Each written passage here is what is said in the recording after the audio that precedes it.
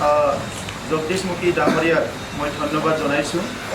এই যোৱা 27 জানুৱাৰীত যিটো বিটিআৰ চুক্তি হ'ল, এই চুক্তিটো ৰূপায়ণ কৰাৰ কাৰণে যোৱা 20 তাৰিখে ভাৰতৰ গৃহমন্ত্ৰী আৰু অসমৰ মুখ্যমন্ত্ৰী লগতে ব্যুৰোক্ৰেটৰ মাজত এটা আলোচনা হৈছিলে আৰু তাত আমি এটা এনাউন্সমেণ্ট দেখিবলৈ পাইছিলোঁ কি এমাহৰ ভিতৰতে যে বিটিআৰ একৰ্ডৰ দফাসমূহ ইমপ্লিমেণ্ট কৰা হ'ব।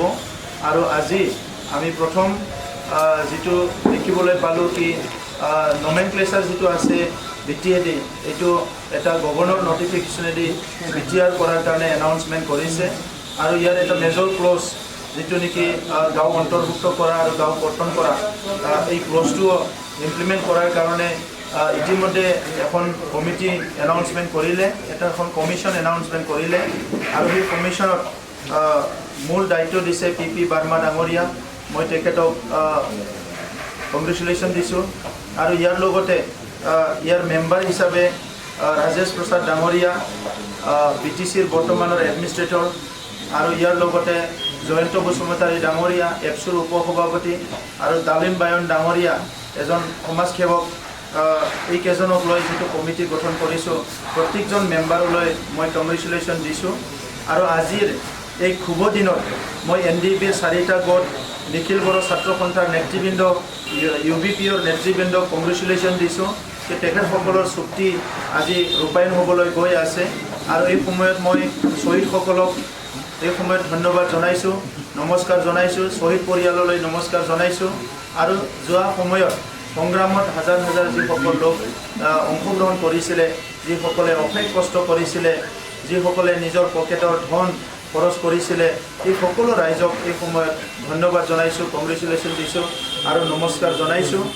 মই ভাৰত চৰকাৰ আৰু অসম চৰকাৰক ধন্যবাদ দিয়াৰ লগতে এইটোকে আহ্বান কৰিব বিচাৰিছোঁ, উত্তৰ পূৰ্বাঞ্চলত ভাৰতৰ বিভিন্ন প্ৰান্তৰ লগতে উত্তৰ পূৰ্বাঞ্চলতো বহুখিনি চুক্তি হৈ গ'ল, কিন্তু সেই চুক্তিবিলাক সময়ত ৰূপায়ণ নোহোৱাৰ কাৰণে বিভিন্ন আলোচনা সমালোচনা চলি আছে। আৰু কিছুমান দল সংগঠনবিলাকে পুনৰ সংগ্ৰামৰ পথত আহিব লগা হৈছে। আৰু এতিয়া নতুনকৈ যিটো পলিচি ডিচিশ্যন চৰকাৰে লৈছে কি আমাৰ যিবিলাক একৰ্ড হ'ব, সেই একৰ্ডবিলাক অতি শীঘ্ৰে ইমপ্লিমেণ্ট কৰিব লাগে, এই পলিচিটো মই ধন্যবাদ জনাইছোঁ। আৰু ইয়াৰ লগতে আজি বিটিআৰ চুক্তিৰ যিখিনি দফা, এই দফাত মেজৰ হিচাপে কাৰ্বি আংলঙৰ বড়োসকলৰ ST হিলছ, এই দফাটো ইমপ্লিমেণ্ট কৰিব লাগে।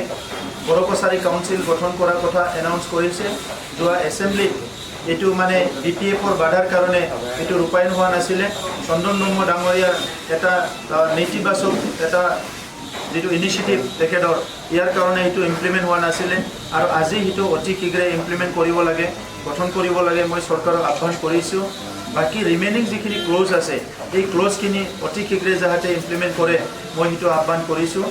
আৰু এই সময়ত মই এইটোকো আহ্বান কৰিব বিচাৰিছোঁ চৰকাৰক, যেনেকৈ বড়ো সশস্ত্ৰ সংগ্ৰামীসকলৰ লগত একেলগে আলোচনা কৰি সমাধান কৰিলে আদিবাসীসকলৰ আৰু বিভিন্ন জনগোষ্ঠীৰ যিবিলাক সশস্ত্ৰ সংগ্ৰামীসকল আজি চিজফায়াৰত আছে, যিসকলে অলৰেডি গভৰ্ণমেণ্টক অস্ত্ৰ শস্ত্ৰ জমা দিছে, বেংগলীসকলৰে হওক বা বিভিন্ন জনগোষ্ঠীৰে হওক, সেইসকলৰ লগতো চৰকাৰে আলোচনা কৰি স্থায়ী সমাধান কৰিব লাগে। আমি এটা হিংসা আৰু অস্ত্ৰমুক্ত, বেআইনী অস্ত্ৰমুক্ত এটা অসম বিচাৰোঁ, এটা অস্ত্ৰমুক্ত এটা বিটিআৰ বিচাৰোঁ। আমি চবে শান্তি সম্প্ৰীতি নিৰাপত্তাৰে থাকিব বিচাৰোঁ। আৰু এই ক্ষেত্ৰত গভৰ্ণমেণ্টে সঁহাৰি জনাব লাগে, গভৰ্ণমেণ্টৰ এটা পলিচি থাকিব লাগে। আৰু সেই পলিচিৰ দ্বাৰা যিহেতু আজি চুক্তিখন ৰূপায়ণ হ'বলৈ গৈ আছে, অইন চুক্তিবিলাকো ৰূপায়ণ হ'ব লাগে। আৰু স্পেচিয়েলি এই অঞ্চলটো সদায় চিৰ শান্তিৰ কাৰণে প্ৰত্যেকজন নাগৰিকে এটা নিৰাপদ জীৱন যাপন কৰিব পাৰে, ইয়াৰ কাৰণে সকলো সশস্ত্ৰ সংগ্ৰামীৰ লগত কথা পাতি অন্ততঃ অসমখন যাতে তেনেকুৱা অস্ত্ৰ সংগ্ৰামৰ পৰা মুক্ত কৰিব পাৰে বা শান্তি প্ৰতিষ্ঠা কৰিব পাৰে, ইয়াৰ কাৰণে মই অসমৰ মুখ্যমন্ত্ৰী সৰ্বানন্দ সোণোৱাল ডাঙৰীয়া, কেবিনেট মন্ত্ৰী ডক্টৰ হিমন্ত বিশ্ব শৰ্মা ডাঙৰীয়া আৰু ভাৰতৰ প্ৰধানমন্ত্ৰী গৃহমন্ত্ৰীক মই আহ্বান কৰিছোঁ যাতে এই কথাবিলাক তেখেতসকলে চিৰিয়াছলি লয় আৰু এইবিলাক কাম অনাগত দিনত তেখেতসকলে ইমপ্লিমেণ্ট কৰে, ইয়াৰ কাৰণে মই আহ্বান জনাইছোঁ।